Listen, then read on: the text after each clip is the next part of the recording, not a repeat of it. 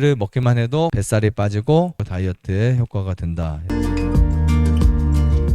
현미는 굉장히 좋은 식품인데 현미는 동양인에게 완전 식품이라고 이제 써있죠. 완전 식품. 보통 우리가 흰밥을 먹지 않고 현미를 먹으면 어떤 일이 일어날지를 제가 쭉 공부를 하고 실제 많은 제 경험에 의한 데이터를 모아봤어요. 그랬더니 가장 큰 변화를 줬던 것이 뱃살이 빠진다. 몸속에 내장지방, 피하지방 속에 있는 복부지방들 이런 것들이 가장 빠지는데 우리가 거슬러서 올라가면 이 지방들이 사실 병이 됩니다. 근데 마른 사람은 지방이 없다고 생각하지만 그렇지 않아요. 마른 사람도 내장지방은 다 있습니다. 근데 그 양이 어느 정도 있고 얼마나 우리 몸에 타격을 주는지가 이제 문제가 될 수 있고요. 늘어나는 체중도 문제인데 더 문제는 이 배 부위에 늘어나는 체중이 문제예요. 여기에 늘어난 지방. 근데 실제로 이 내장 지방이 있게 되면 우리 몸속에서 산화세포가 손상을 일으켜요. 이때 화학 물질을 분비시켜 버려요. 우리 몸에서 독소들이 막 생깁니다. 그러면 이 내장 기관들과 혈관 그리고 또 혈관에 손상이 되고 고혈압, 고콜레스테롤, 심장병, 당뇨, 암, 치매 이런 위험률이 증가합니다. 실제로 많은 학설을 보면 내장 지방과 그 질병의 관계를 보면요. 내장 지방이 1%씩 늘어날 때마다 질병의 위험도 노출이 엄청 심해져요. 그래서 이런 부분들을 여러분들이 아셔야 되고 사실 우리가 살이라는 게 뭐 찌기도 어렵지만 어떤 분들에게는 살이 이제 한번 빠지기가 쉽지 않죠. 한번 찐 분들은 빠지기 쉽지 않은데 보통 살이 많이 찌는 거 우리가 당연히 알아요. 뭐 운동 부족하고 여러 가지 이제 탄수화물 섭취 많아지고 지방질, 단백질 많아지면 찌는데 스트레스를 받으면 왜 살이 찔 것 같아요? 네, 아주 단순하게 많이 먹으니까 스트레스를 받게 되잖아요. 그러면 우리 몸이 단 것을 요구하게 돼요. 보통 직업에서 스트레스 많은 사람들이 인스턴트 음식 좋아하고요. 피자, 빵, 설탕 들어간 음식들, 커피 뭐 이런 거 다 좋아한다고요.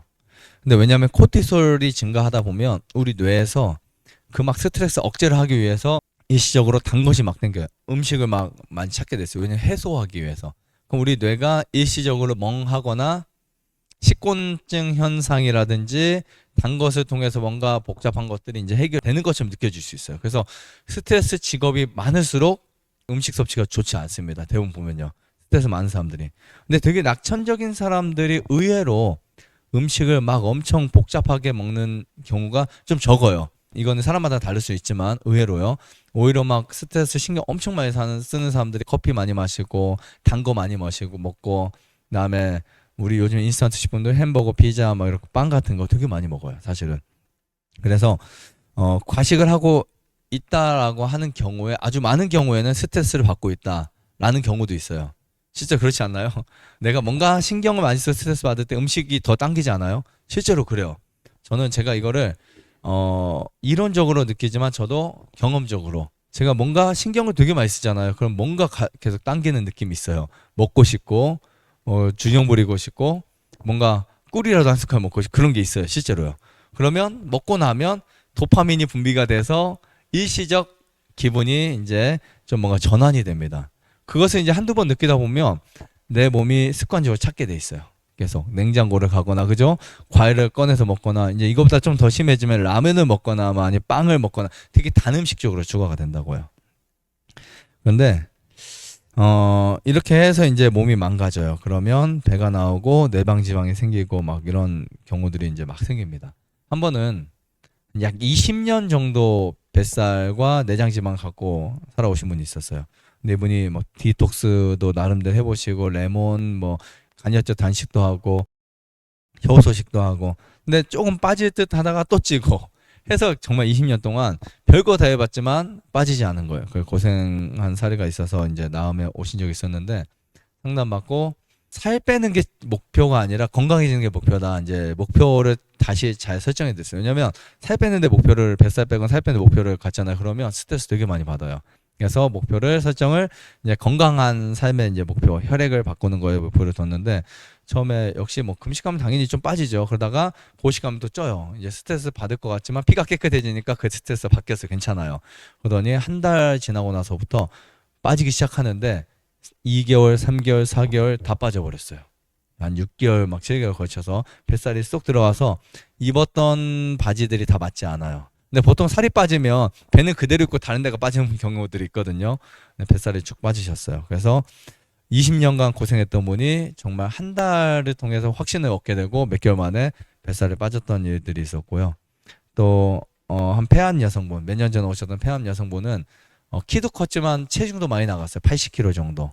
이분은 어떻게 이 살을 뺄 수 있을까 고민하시는 제가 그분에게 말씀드렸어요. 왜냐하면 그분은 어차피 암 환자고 관리를 계속 해야 되잖아요. 그래서 제가 장담할 테니까 살 빼는 거 노력 하나도 하지 마시고 그냥 즐겁게만 사시라고. 그래서 이제 1개월이 지나도 상담할 때 원장님 저 살 안 빠져요. 맨날 투덜 대시고 이제 그냥 장난으로 이제. 근데 금식도 일주일에 2번인가 3번 하셨어요. 2번 하시고 3일 몇 번 하셨는데도 안 빠져요, 살이요. 그래서 나는 살 빠질 체질이 아닌가 보다 이렇게 생각하셨는데 한 1개월 지나고 나서부터 3개월, 4개월 이분은 이제 좀 오래 되면서 왜냐면 제가 볼 때는 치료해야 될 것이 암에 더 있었기 때문에 그때 이제부터 이제 지나서부터 살이 빠진 거예요. 빠지더니 그냥 살 그만 빠졌으면 좋겠어요. 나중에는 50kg대 초반까지 빠졌다 다시 쪄서 한 55 정도로 유지하셨어요. 키가 70 몇이니까.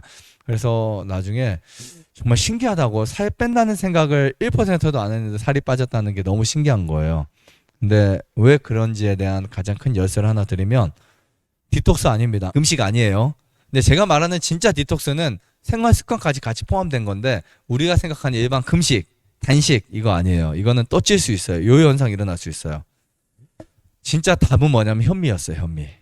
왜냐하면 현미를 계속 먹게 되면 이 현미의 주요 성분을 딱 관찰해 보면요. 복합 탄수화물이에요. 사람은요. 내가 하고 있는 거, 먹고 있는 거, 마시고 있는 거 그러니까 우리가 반복되는 것을 좀 주의 깊게 생각해야 돼요. 우리가 한 번 먹는 거 이런 거는 솔직히 아무리 좋은 약이라도 별거 없고요. 아무리 나쁜 것도 별거 없어요. 사실은요. 근데 매일 먹고 있는 것이 조금 나쁘면 그게 문제가 될 수 있고요. 무슨 말이냐면 내가 마시는 물이 정말 좋은데 조금 나쁜 물질이 있다. 그럼 우리는 이거 물을 매일 마시잖아요. 한 달, 2달, 1년 마시잖아요. 그때 문제가 생기는 거예요. 그리고 그 원인은 또 몰라요. 그러니까 우리가 매일 하고 있는데 조금 좋은 거 이런 게 진짜 좋은 거예요. 그런 말 많이 하죠. 우리가 산삼이나 좋은 것보다 우리가 금식이나 디톡스나 두끼 식사나 현미 식사 이런 게 좋은 이유가 매일 하는 거거든요. 매일 하는 거에서 우리 몸이 거기에 결정이 되는 거예요. 내가 현미밥 한 번 먹어서 좋아지는 거 절대 아니에요. 계속 먹었을 때 그 유익과 이익이 우리 몸에 고스란히 올 수 있는데 자 여기에는 복합탄수화물이 있다. 식이섬유가 있다. 그리고 정말 중요한 현미에는 비타민 B군이 있어요. 비타민 B군이 있는데 이런 물질들이 매일 섭취했을 때 우리 몸을 바꾸는 거예요. 그리고 철분, 마그네슘 정말 많이 포함되어 있습니다. 특히 이제 현미에 있는 펙틴, 이 섬유질은 장 건강을 증진시키고 또 비타민 Q는 에너지 대사에 필수적입니다. 그래서 현미를 완전식품이라고 하는 이유가 열량 충분하죠. 미네랄, 효소, 파이토케미컬, 해독 능력 충분해요. 그래서 완전식품이라고 부를 수 있고요. 특히 철분은 혈액 생성에 필수적인 영양소예요. 근데 이게 어디에 많이 들어있다? 현미에 많이 들어있어요. 현미를 꾸준히 먹게 되면 여러분들 충분한 건강을 소유할 수 있는데 그래서 저는 현미를 극단적으로 표현하면 약이라고 표현하고 있어요. 현미를 약이라고. 장점이 뭐가 있냐면 얼마큼 먹어야 될까? 얼마나 먹어야 될까 걱정하지 않아도 돼요. 주식이니까요. 그죠? 매일 먹으면 되잖아요. 걱정할 필요도 없고 그냥 매일 먹으면 돼요. 근데 우리가 좀 안타까운 것 중에 하나는 현미를 약처럼 생각하지 않고 먹는다는 거예요. 현미를 정말 좋다고 생각하지 않고 그냥 밥이라고 생각하고 먹는 거예요. 여기서 이제 우리가 현미에 대한 평가가 이렇게 낮아질 수 있습니다. 현미는 식품 중에서 소화율이 아주 낮은 식품이에요. 하지만 그 소화율이 낮은 이유 중에 가장 근본적인 이유가 섬유질이 많아서 그래요. 섬유질이. 그래서 현미를 먹게 되면 혈당이 급격하게 안 올라요. 혈당을 조절하고 콜레스테롤 수치를 낮출 수 있습니다. 그리고 혈액 속 지방을 낮춰버려요. 그래서 다이어트에 필수적인 식품이라고 볼 수 있습니다. 그냥 우리가 꾸준하게 현미와 나물들만 그냥 한 6개월 먹잖아요. 몸이 완전 달라집니다. 물론 씹어 먹어야 되겠죠.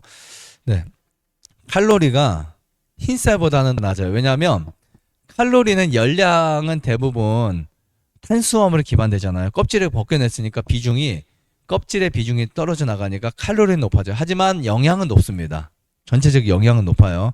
백미 칼로리는 100g당 356칼로리, 현미는 350칼로리대 초반. 근데 큰 차이는 안 나요. 얼마 차이 안 나요. 왜냐하면 어차피 같이 갖고 있잖아요. 백미가 있는 거 현미가 다 갖고 있어요. 단지 그 우리가 비율적으로 똑같은 그램을 먹었을 때는 식이섬유가 좀 더 추가되는 것 뿐입니다. 그래서 포만감이 훨씬 더 많이 준다. 그래서 다이어트에 좋습니다. 이 현미 하면은 가장 좋은 것 중에 하나가 해독 작용이에요. 현미를 먹으면 우리 몸에 해독 작용을 만드는데 현미의 겉표면에 강한 해독 작용을 하고 있는 피트산이 있어요. 피트산. 이 성분이 인체에 쌓이는 중금속과 유해 성분들을 막을 수 있다라고 볼 수 있습니다. 현미를 먹기만 해도 가장 우리가 보장받을 수 있는 거 뱃살이 빠지고 체중이 이제 빠지고 다이어트에 효과가 된다. 이런 부분 기억하시면 좋을 것 같습니다. 좋아요, 구독, 안내자도 눌러주세요. 눌러주세요.